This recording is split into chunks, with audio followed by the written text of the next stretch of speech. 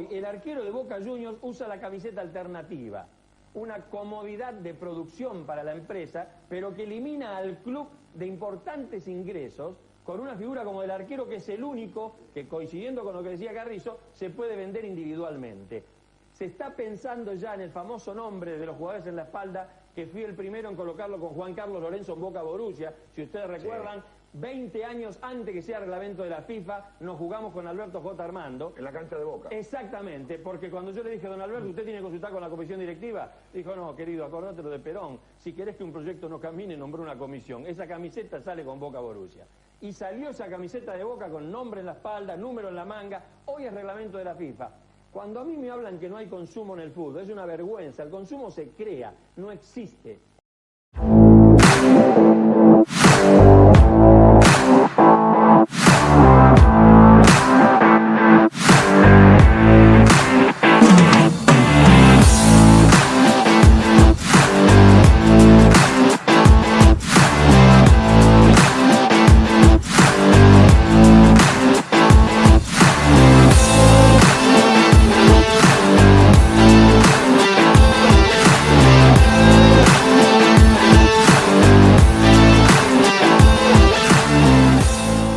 A todos los amantes del fútbol, porque el fútbol nos une, la pasión que mueve multitudes.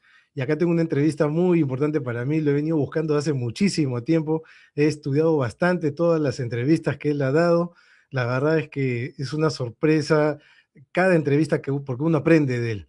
Estoy aquí con Óscar Tubío, que es el genio, el creador del famoso Bulldog, de la camiseta de varios personajes como Chilaver, Monzón, el que hizo las camisetas preferidas de Diego Armando Maradona. Óscar, bienvenido al programa, un gusto de tenerte aquí. No, para mí es un gusto, Raúl, estar contigo y es un placer charlar del tema que tanto nos apasiona, que es el fútbol, ¿no? De la relación contigo es más con el fútbol, pero lo tuyo empezó con una disciplina totalmente distinta, que es la Fórmula 1. Sí, en realidad lo mío empieza con la moda.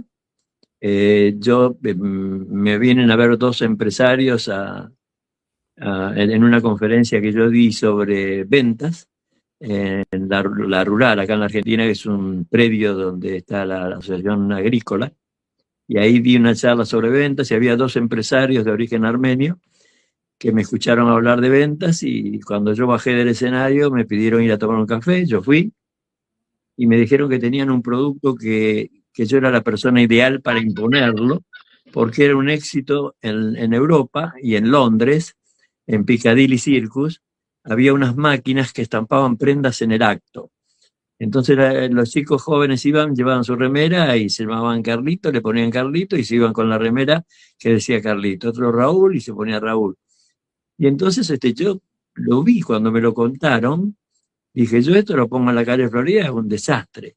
Y entonces le acepté la propuesta, llegamos a todos los acuerdos lógicos, para hacértelo corto, económicos, contractuales, y cuál era mi función. Yo me hice cargo de todo lo que era venta, promoción y producto, y entonces hice un lanzamiento en la calle Florida. Era la peatonal más concurrida. Ahora, después de la pandemia, quedó en la nada, pero circulaban 2 millones de personas por día en esa peatonal. Ahí puse las primeras máquinas de estampar en el acto. Y bueno, ¿qué ocurre? Como yo antes de trabajar de todo esto era actor, entonces yo trabajaba mucho en películas de Porcel y Olmedo, y tenía una amistad muy grande con Olmedo y con Porcel. Entonces cuando Porcel se enteró que habría un local ahí en la Galería Jardín, me dijo, oye, te voy a visitar antes de ir al teatro. Entonces un día vino a las 4 de la tarde, se quedó conmigo y atendía a él al público, y la gente no entendía nada. Un semejante cómico atendía al público. Entonces empezó a llenarse.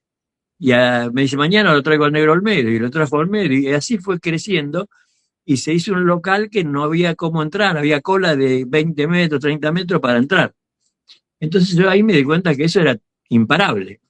Y llegamos el primer mes a vender 3.000 remeras.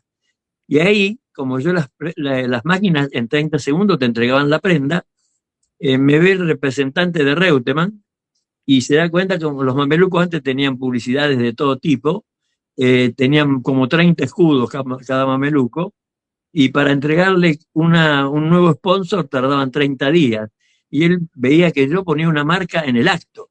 Me decían Marlboro, yo ponía Marlboro y se la daba. Entonces me dice, ¿puedo charlar con vos mañana? Así como no. Y me citó en el Sheraton y ahí estaba Reutemann. Y ahí empecé a hacer los mamelucos de Reutemann y no lo podían creer porque me lo pedían hoy y al día siguiente les llevaba el mameluco. Y bueno, ya ahí Reutemann empezó a empatizar conmigo, yo tenía 32 años. Y empezó a, quédate a almorzar con nosotros, yo me sentaba en la mesa y estaba Fittipaldi, estaba James Hunt, Bernie Eccleston, Niki Lauda, eran todos monstruos. Y ahí aprendí algo que me enseñó mi padre, que era que la vida es contagio. Y entonces yo me sentaba en esas mesas y salía como una esponja, ¿viste? Absorbía todo lo que hablaban ellos. Y ahí aprendí lo que era el marketing y después lo apliqué con Boca Juniors en el fútbol, gracias a un presidente como Alberto J. Armando, ¿no? ¿Cómo llega o sea, si yo, por ejemplo, tengo que descubrir o en todo caso inventar, ¿no? Voy a algo relacionado al fútbol, yo estaría viendo zapatillas, estaría viendo algún tema de chimpuna, la forma de un estadio, guantes, pelota, pero en su caso fue el Bulldog, el que justamente lo estamos viendo aquí en la imagen.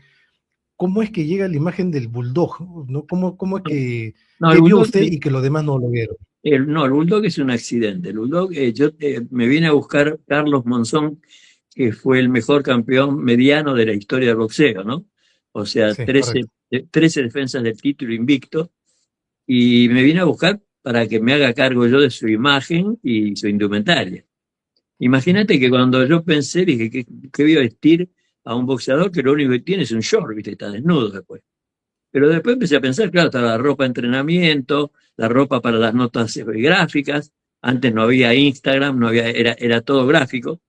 Entonces lo acepté, arreglé con Monzón, lo empecé a vestir y no estuve nada original. Le hice un puño y decía Carlos Monzón Argentina, la primera remera que le hice. Y bueno, se la llevé a Luna Park para entrenar y me llama a los 7, 8 días, me dice, Oscar, vení urgente, ¿qué pasa?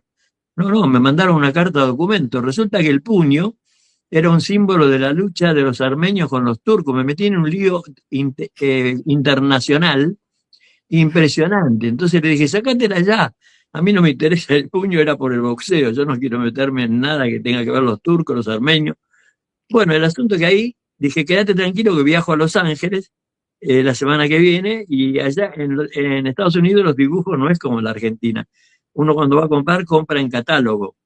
Entonces le muestran 1000 dibujos y uno ahí elige el que quiere.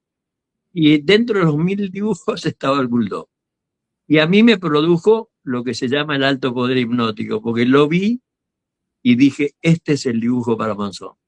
Y ahí lo saqué, me lo llevé, pagué, compré y automáticamente armé las remeras con Monzón, con el Bulldog. Y Monzón hace una carrera, pero cada vez más brillante. Y cuando gana una pelea en París, lo nombran el deportista mejor vestido del mundo.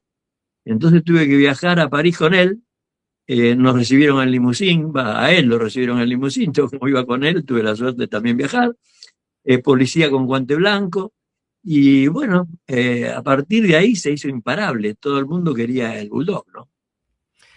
Y luego viene, creo yo, a mi punto de vista, lo que concentra varias cosas a la vez. El hecho de vestir al club de sus amores Boca Juniors, el hacer un mejor modelo de camisetas que le cambió la vida hasta el día de hoy a muchos hinchas de Boca, y sobre todo conocer a uno de los mejores, quizás el mejor jugador de la historia, Diego Armando Maradona. ¿Cómo llegó él? ¿Usted llega a Maradona o Maradona llega a usted? Los dos, llegamos juntos porque como yo estaba en el ambiente del espectáculo también, Pepe Parada era el manager de todos los artistas.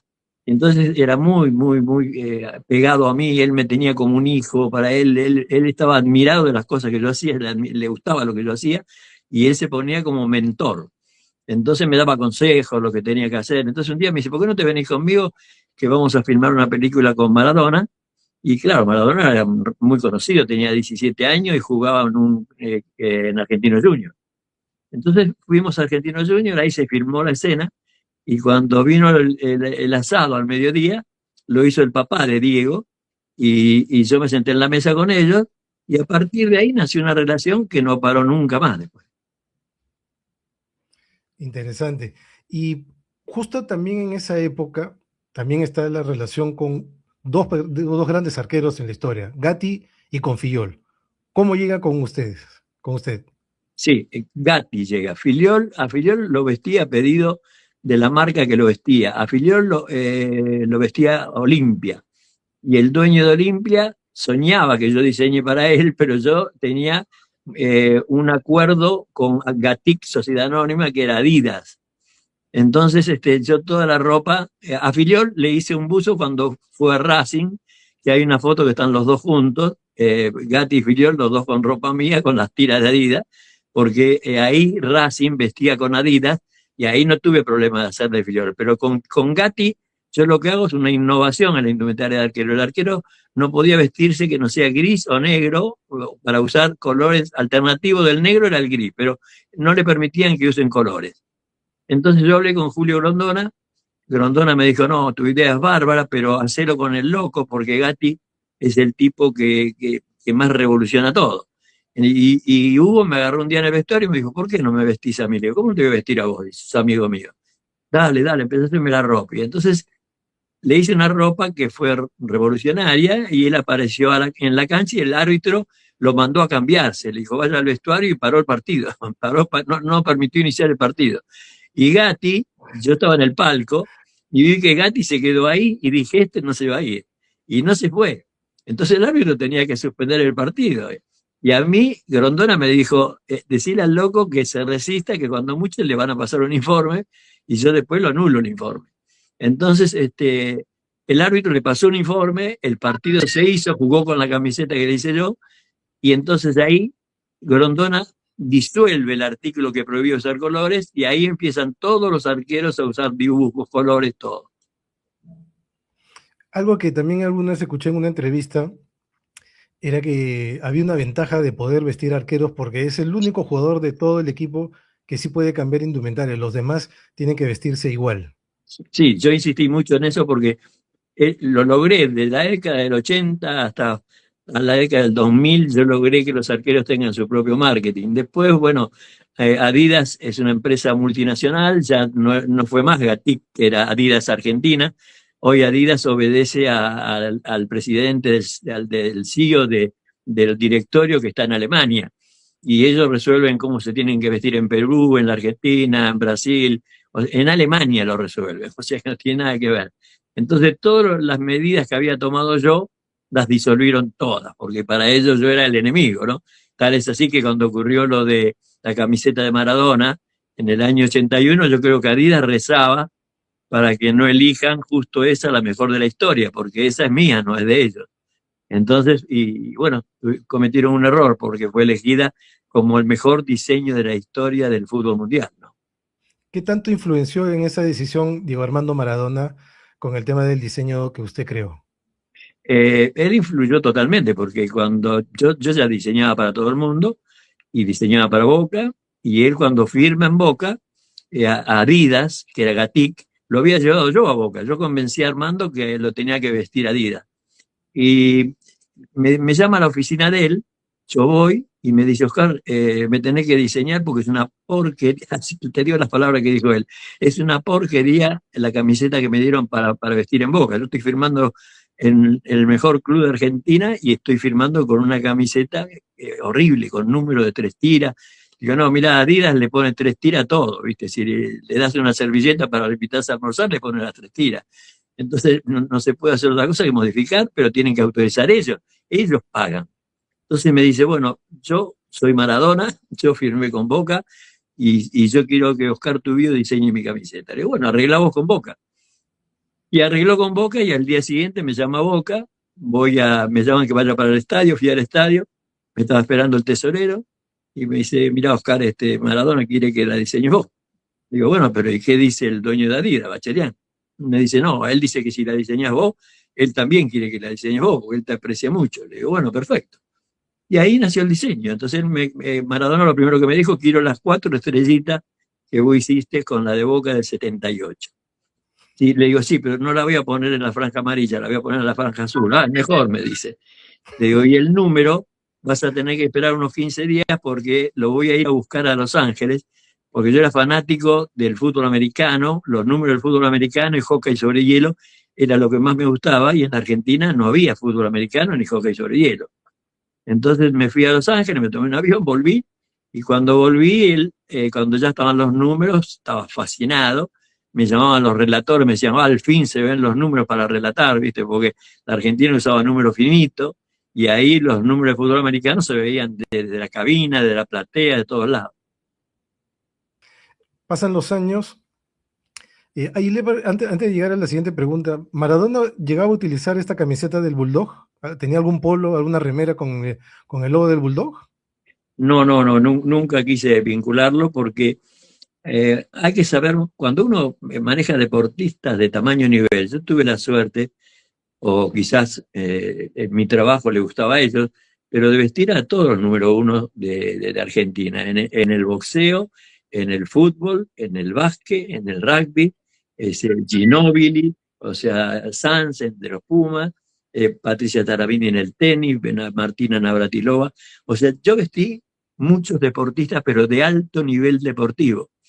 Y hay que tener mucho cuidado con los egos, porque el ego es bueno o malo. El ego es vanidoso o humilde, pero siempre el ego influye en que donde alguien vos le haces algo y se lo haces a alguien que es competidor de él, ya no le gusta. Tenés que saber manejar todo eso. Es como, viste, cuando decís a un técnico que no sabe manejar un vestuario. Bueno, yo sí tuve una virtud, es saber manejar los egos de todos los que estaban conmigo. Imagínate que le hice a Tom Jones, le hice a Frank Sinatra. No soñé en mi vida hacer indumentaria para semejantes cantantes, ¿no? ¿A Tom Jones y a quién más, perdón? A Frank Sinatra también, cuando estuvo en Buenos Aires. A los dos llegó usted a hacerle diseños entonces también. Sí, A Tom Jones y a Frank Sinatra. Están las fotos mías con Tom Jones, Palito Ortega, que es el que contrató a Sinatra cuando le entregué la remera para toda la orquesta de Sinatra. O sea, pero me venían a buscar a mí. Hasta dónde trascendía. Ahora, pasan los años y para muchas generaciones descubren el Bulldog a raíz de la camiseta que usted le diseña a Chilaver. Y no solamente Sí. lo utilizaba en Vélez, sino también incluso en la misma selección paraguaya. Trascendió Sí. bastante Eso esa fue camiseta que usted diseñó para él. mientras yo fui el encargado de manejar su imagen, fue así. Pero en realidad yo no lo hice para el Chilaver. O sea, el Chilaver, cuando me contrata para manejar su imagen, yo lo que hago es hacerlo vestir todo de negro, ponerle hombreras porque tenía hombros caídos, hacerle una indumentaria holgada porque no tenía cintura. Traté de beneficiar su físico.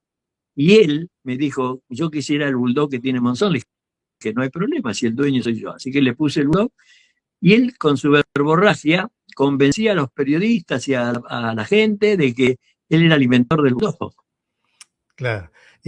Pero al año siguiente, bueno, termina el vínculo con Chilaver, y también le hemos visto al Mono Burgos, pero él ¿lo utilizó en toda una campaña o solamente lo utilizó para algunos partidos? No, él lo hizo un tiempo corto. Yo con Burgos, yo iba mucho a la concentración en River porque yo hice el diseño de la que salieron campeón de todo en el 86, recordarás. Le ganaron la Copa de Argentina, ganaron la Copa Libertadores, ganaron la Intercontinental, y yo le había hecho un escudo nuevo que era un león. Entonces yo estaba todo el día con los jugadores de River, y Burgos era muy gracioso. Y entonces me dijo un día almorzando ahí en la cancha de River, me dice, che, dame el Bulldog a mí, dame el Bulldog a mí. Y yo no te voy a dar el Bulldog a vos, ¿viste? Porque el Bulldog tiene que dejar plata. Y entonces lo que hice fue ponérselo para unos cuantos partidos, donde él justo jugaba en el campeonato contra Vélez y a Chilaver del otro lado, y me sonó divertido que cuando Chilaver salía a la cancha lo veía a Burgos con el Bulldog. Nadie sabía que Burgos salía con el Bulldog ese día. Chilaver de morocho pasó a pálido, rubio, después de verlo a Burgos con el Bulldog. Así que fue una travesura de Burgos conmigo. Pero también el Bulldog tuvo otra creación suya con el arquero de Racing, un arquero fachero que llegó a vestirlo de otra forma. Este fue el mejor diseño que yo hice en indumentaria de arquero, para mí, para mi gusto personal. Todos eligen el que les gusta de quien son hinchas. Pero yo de los diseños que hice, conté con el aporte de él, porque a él la mamá le había dado todo, ¿viste? Yo caminaba con él por Florida y las chicas se paraban para mirarlo, ¿viste? Porque tenía una pinta Me- me- terrible. me- ¿Cómo se llama? Me olvidé ahorita el nombre del arquero. Nacho González. Nacho González, que también llegó a la selección, creo, ¿no? Sí, También. sí, sí. Él dijo, cuando me pide el bulldog, él viene a verme y me dice, yo sé que vos no sos mi manager, pero poneme el bulldog porque, por cábala, todo el mundo quería el bulldog porque todo el que tenía el bulldog no perdía nunca. O ganaba, ¿viste? Por el caso de Monzón, 13 peleas invicto, sin perder una pelea por el título. Y cuando lo tiene Chilaver, ganó todo. Y entonces Burgos igual. Entonces Nacho me dice, yo quiero que Pasarela me llame a la selección. Le digo, vos sos amigo mío, te lo hago. Pero no te voy a dar el bulldog original, te voy a dar el muleto. Yo tenía como auto de repuesto, ¿viste? Tenía uno con la lengua afuera, como los Rolling Stones, que era el que yo le daba a los cantantes de rock en la Argentina. Y lo usaban en remeras negras. Y entonces, cuando él me dijo, me encanta, y él era joven, con pinta, y ideal para vestir, y ahí le armé, pero ahí sí me lucí con el buzo, porque el buzo de Chilaver también tenía hombreras, pero nadie se daba cuenta. Pero con Nacho González se dieron cuenta todos, pero era la campera de Michael Jackson, de donde yo la saqué, de Thriller, que era roja y negra, y la traje de Los Ángeles, y de ahí saqué el estilo de los hombros con la hombrera. Y a partir de esa ropa, lo llamó Pasarela a la selección, así que estaba tan contento, que después se enojó conmigo cuando yo se lo di a Burgos. Le digo, no, se lo di por 3 partidos. No, pero no, ¿por qué se lo diste? Algo que también escuché es que en el caso de, regresando al tema de Chilaver, tenía que ser todo negro. Sí, yo eso lo tenía siempre incorporado en la cabeza y él me pareció el personaje ideal, porque cuando yo era chico había un arquero ruso en la selección que se llamaba Yassin, y al día de hoy se habla de Yassin, los historiadores de fútbol le dicen Yassin la araña negra, y era porque se vestía siempre de negro, pantalón negro, media negra, botines negros, todo de negro, pero nunca cambiaba la vestimenta. Fíjate que un concepto de marketing totalmente al revés era el loco Gatti, por eso le dicen el loco. Yo a Gatti nunca le pude hacer el mismo color. Yo le hacía una polera que era un éxito en celeste y me decía, ojalá, hacémela en un rosa fucsia. Y al otro domingo tenía que hacérsela en rosa fucsia y hacémela en rojo. Y le digo, no va a comprar nadie esto, porque ¿cómo lo identifican? O sea, ya no eran las poleras que usaba Gatti. Ahora, yo le hago una pregunta. En los tiempos actuales, bueno, en su caso, me ha estado contando de que existe el diseño, el dibujo, ¿no? Y ahora existe la inteligencia artificial. ¿Cree que la inteligencia artificial y todos estos programas tecnológicos están haciendo que ya las personas dejen la creatividad?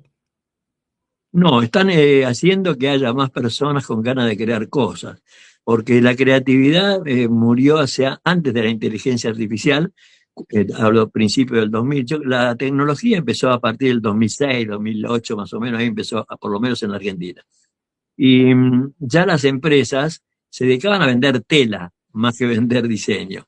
Entonces a los diseñadores lo contrataban como empleados. A mí en una oportunidad, Batistuta me recomendó con su representante, Aloisio, me llamó Aloisio a su oficina, que era el manager de Batistuta, y me dice, mira, quieren hablar con vos de Wilson. ¿Viste? Wilson es una marca deportiva de tenis y Ajá, sí. se quieren meter en el fútbol, ¿viste? Entonces, nosotros le dijimos que el mejor diseñador en el mundo sos vos. Se le fue la mano. Me dice, no, porque querían un diseñador para que los oriente en fútbol. Bueno, y me vinieron a ver a mis oficinas, muy linda la primera charla, la segunda, cuando empezamos a hablar de plata, en realidad no querían un diseñador, querían un empleado que hagan lo que ellos querían. Entonces, automáticamente fue un no rotundo de mi parte, dije que no estaba para tener un jefe, no quería tener un gerente arriba mío, y que los diseños míos se aprobaban o no. Era lo único que podía hacer. Claro. Ya más o menos ya porque sé que tiene que ir a ver a Boca, que ya empiezan los octagonales. agradeciéndole esta entrevista, le quería hacer unas preguntas, hablando un poco de la actualidad. ¿A qué persona a usted le gustaría hacer un diseño en este momento? ¿A qué jugador? Para mí el Dibu Martínez. Por lo que hablamos ¿Por qué? antes del marketing de arquero, es una vergüenza lo que están haciendo con el Dibu Martínez. El Dibu Martínez es un personaje para los chicos, para los grandes, todos quieren parecerse al Dibu Martínez. Y mirando los Juegos Olímpicos la vez pasada, veo al arquero de los Juegos Olímpicos de Egipto, creo que era, y estaba vestido con el buzo del Dibu Martínez. O sea que a Adidas lo que le interesa es vender tela, no vender creaciones. Entonces, yo creo que el Dibu Martínez, vestido con un buzo al estilo que tiene que tener él, y estaría facturando fortuna. Pero hoy es al revés. Yo lo veía a Messi el otro día yendo al stand de Fórmula 1 de Mercedes-Benz y Adidas y Mercedes le pagaron una fortuna para que él suba al Fórmula 1 de Mercedes. Y después Colapinto, un argentino que pinta para ídolo total, que juntó 800.000 personas acá en Buenos Aires para que lo vean hacer trompo con el auto, que quería tener la foto con Messi, ya la había tenido unos días atrás. Para sacar la foto en los boxes, Messi no fue que no le permitieron ni Adidas ni Mercedes que se traslade al box de Colapinto, y Colapinto tuvo que ir él con su humildad a hacer la foto, pero no adentro del box, sino que le hicieron salir a Messi afuera un ratito para que haga foto con Colapinto. Maradona eso no lo hubiera hecho jamás. Maradona era capaz de decirle a Adidas y a Mercedes, guárdense los millones de dólares y me voy al box de Colapinto, que es argentino como yo, y me saco la foto ahí. Maradona era terriblemente fuerte en la lucha con el poder. Claro, y ya para terminar la entrevista, le agradezco bastante, don Oscar. Le quería hacer una pregunta, que justo antes de empezar la entrevista estuvimos conversando. Walt Disney creó un ratón el cual le puso de nombre Mickey, muy famoso. Y en el caso de usted creó un bulldog. ¿Cuál es el nombre de ese bulldog? El que la gente quiere. Mi bulldog es como Mafalda. Mafalda tiene el nombre de la historieta, pero nadie sabe cómo se llama Mafalda. Y Mafalda no muere nunca, y el bulldog no muere nunca. O sea, estamos hablando de un dibujo de año 76, 77. Estamos en el 2026 y estamos hablando del bulldog. No muere nunca, es inmortal, como Mickey, como Donald, como Pluto, todo es inmortal. Donde le pongo Y para nombre, cerrar, la última pregunta. donde le pongo nombre va a estar el que le gustó el nombre y el que no le gustó el nombre, y ahí ya tengo contra. No, yo imagino. Y para terminar, si yo le voy a dar 4 reglamentos que se han puesto ahora en la FIFA, Sí. y usted me va a decir cuál anularía en este momento. Primero, el VAR, luego el tema de la hidratación, tercero, que va a haber tarjeta roja para aquel jugador que se tape la mano, la boca, si quiere decir algo, y luego la ley antidibu, que uno no puede estar danzando en la línea ante un penal. ¿Cuál eliminaría usted actualmente si tuviera esa posibilidad en el fútbol? Yo las 4, porque le están quitando al fútbol todo. Al fútbol cada vez lo están haciendo más americanizado. De Norteamérica hablo, ¿no? No América, de América del Sur. O sea, Claro, sí. el fútbol, ya en el Mundial se habla de que va a haber en el entretiempo show como el Super Bowl, como el Super Bowl. O sea que estamos frente a un hecho como que cuando un jugador, el reglamento está perfecto, no puede esperar más de 15 minutos para reiniciar el juego, va a tener que esperar 20, 25, hasta media hora, y después van a venir los desgarros, o sea, van a tener que hacer precalentamiento en el vestuario. Quieren modificar las reglas del fútbol porque al americano le gusta ir con un balde de pochoclo. ¿Viste? El fútbol es pasional, no es un tema de reglamento impuesto a la gente y la gente obedece. Fíjate que, yo te doy un ejemplo práctico. El campeonato de la MLS, en realidad, es lindo para ellos, pero no saca figuras. Al revés, arruina figuras. Acá en la Argentina hay un debate ahora si De Paul o Paredes. Y yo digo, Paredes y De Paul. A De Paul no lo puede sacar Scaloni. Es amigo de Messi, juega muy bien al fútbol, pero cuando vos jugás en el Inter de Miami, tenés que ser Messi para no perder la esencia del fútbol. Porque, por ejemplo, Boca tenía un jugador, Weinhardt, el número 4, que era de las inferiores y jugaba muy bien al fútbol. Boca lo tuvo que dar a Gimnasia a préstamo para no perderlo. Y después se fue a préstamo al Inter de Miami para jugar con Messi. Fue mucha plata ahí, Boca aceptó. Y ahora que volvió a Boca, no tuvo hasta ahora un partido a la altura de lo que él fue. Él ahora juega como se juega en Estados Unidos, viste que es un country. O sea, el arquero sale y le erra la pelota, viste, no hay, y no importa, viste, porque ya ni siquiera importa si gritas el gol, no gritas el gol. Es muy distinto Latinoamérica a lo que es en Estados Unidos. Mira, te voy a reflejar en una palabra que me dijo Menotti en una de las charlas que teníamos. Me dijo, mira, Oscar, nunca va a aprender el fútbol en Estados Unidos, nunca. Van a tener que poner mucha plata para que pueda aprender, porque vos cuando llegás a un aeropuerto y hay un nene de 5 años, 10 años, y está en el aeropuerto, vos agarrás una pelota y se la tirás, y el nene la agarra con la mano, porque ellos tienen básquet, tienen béisbol, es el deporte de ellos. Ahora, vos llegás a Ezeiza y le tirás, al Galeão, en Río de Janeiro, y le tirás una pelota a un nene, y le da una patada y le pega perfecto, porque están criados con la palabra fútbol. Eso es cultura, y la cultura no se cambia con plata. La cultura pasan generaciones para que pueda cambiar. Los invito a todos que sigan el Instagram de Oscar. Oscar, mencionanos cuál es el nombre del Instagram para que puedan seguir todo tu legado y todos tus lindos modelos que vienen trabajando. Más simple imposible, Raúl, porque no le pongo guión bajo, no le pongo huevito, chaquito, cachito. No, es @Oscar Tubío, con mi nombre y apellido. Oscar, ha sido un placer conocerte, al menos virtualmente. Ojalá que haya otra oportunidad para más entrevistas. Sí, vamos a seguir manteniendo comunicación. Y te dejo las últimas palabras para despedir a todos los seguidores de nuestro canal Fútbol Pasión Perú Miami y para toda la legión de argentinos. Acá hay bastantes argentinos, como te comentaba, ¿no? Ya están próximos a hacer otra de las ferias que ellos vienen emprendiendo aquí en nuestro país, en Perú. Ya sabemos mucho de ustedes, del mate, ya sabemos del Fernet, ya sabemos de la cortadita. Ya sabemos yo lo que le dejo como mensaje a todos los latinoamericanos, porque yo me siento latinoamericano.